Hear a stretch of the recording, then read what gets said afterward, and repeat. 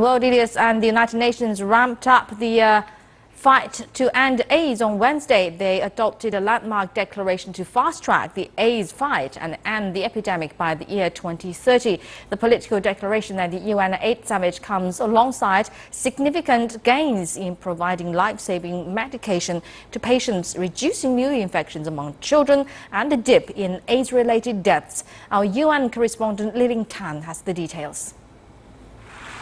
In 2004, Lois Maturu was just 12 years old when she found out she was sick. I thought I was going to die, but here I am today. Huge strides made in the battle against HIV/AIDS have given a boost to the fight and new hope to the 37 million people living with the disease. Momentum, world leaders pledged to end the epidemic in the next 14 years. Ending the AIDS epidemic would be one of the greatest achievements of our lifetimes. It can be done, and it must be done. Over the next 5 years, we have a window of opportunity to radically change the trajectory of the epidemic and put an end to AIDS forever.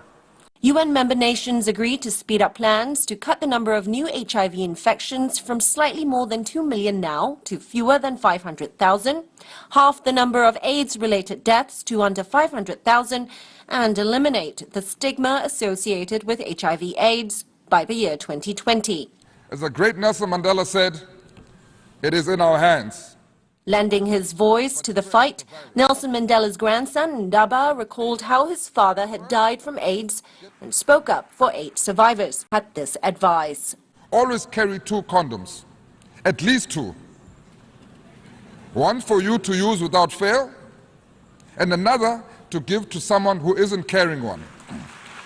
It could save your life, and it could save theirs. Gains are already being made in prevention and treatment, with 17 million people now having access to life-saving antiretroviral drugs. Despite these milestones, the rate of new transmissions has been a problem. UNAIDS estimates that the decline in the number of new infections has remained nearly static in the past few years, while Eastern Europe and Central Asia saw their rate of new infections spike by 57% in the last year. A reminder that this fight to end AIDS is still an uphill battle. Li Tan, CCTV, New York.